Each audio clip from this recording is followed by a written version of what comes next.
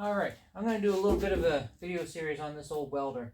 So this is an Airco. I used to know the date of manufacture. I don't see a tag.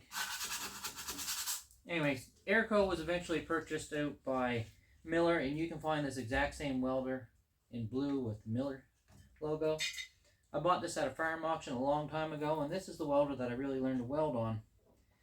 It's just a simple EC transformer welder.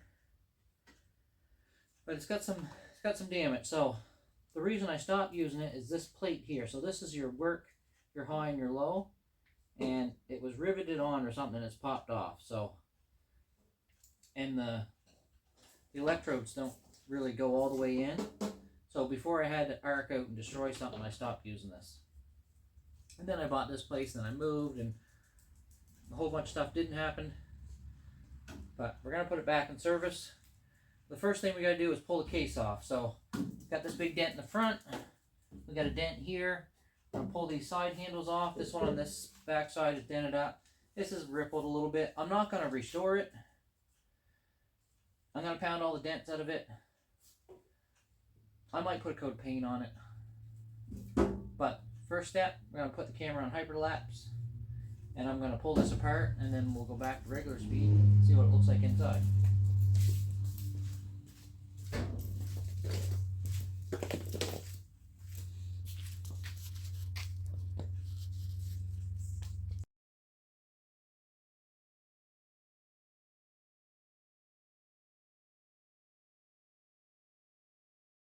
Alright, so we got the top off.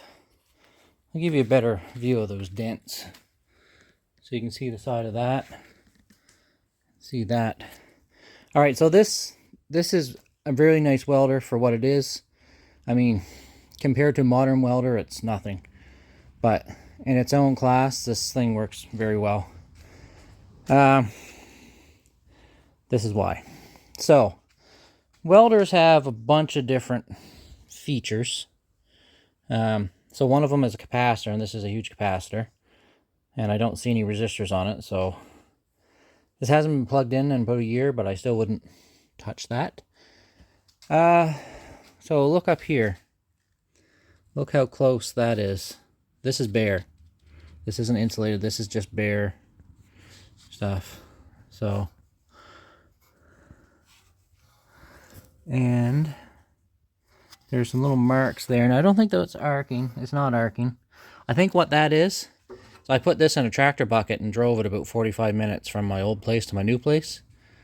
And I think it's rubbing from that. This did fall on its side when I was loading it in the tractor bucket. That's not what the dents are from. The dents were there long before that. So, I should know this, given my trade, but I don't see, well, I'm not sure. Some of these might be choke coils. So there's a dozen different things you can do to a welder when you're designing one that makes it weld real smooth. Now this one welds real smooth, mostly because of that capacitor.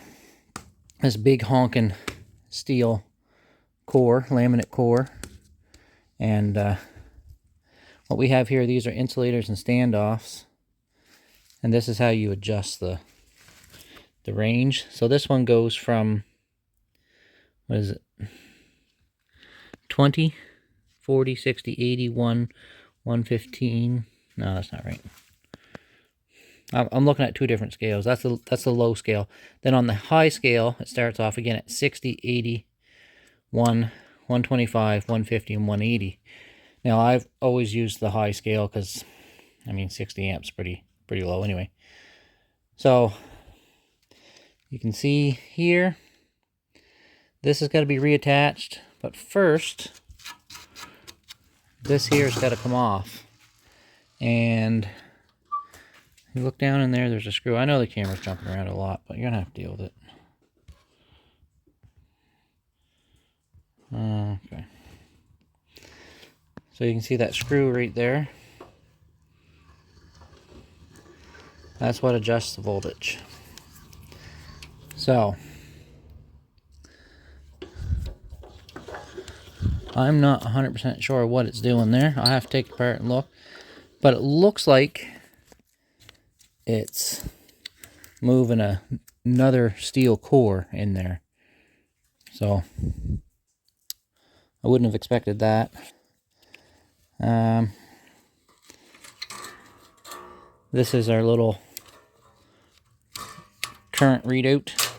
So I got it apart. When I get it apart, I'll take that little crimp, which is the indicator. I'll take some fingernail polish or something. I'll paint that red so it's easier to see.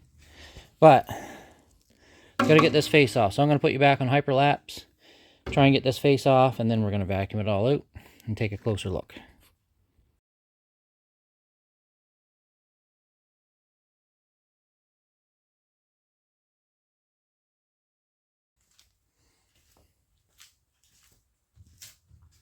Alright, so after a bit of messing around, I figured out a couple of things. One, when I was renovating the shop, I misplaced my drift punches and I don't know where they are. Two, this is seized in here. So in order to get this whole assembly off, there's a roll pin that goes through this aluminum and brass shaft, which is seized in. Now with the proper drift punches, I might be able to knock it out. I'm going to pick up another set tomorrow. If not, I'm going to have to drill it out. So this is just a cheap, this is like WD-40, it's real thin. I'm going to put some red rust check on that tonight. This is going to have to set overnight. Anyways, once I get this off, there's a little collar here that I have to take off. And then two screws, one here, one here. Then there's two inside, just the metal piece. And that'll come off. So I guess we're done for today. I guess where I'm going with that. Once I get this off, I can beat the dents out of it. I'll blow this off with compressed air. I'll vacuum out what I can first. Remount these little plates, maybe give it a coat of paint. And then the other thing is the cord. So let's take a look at the back.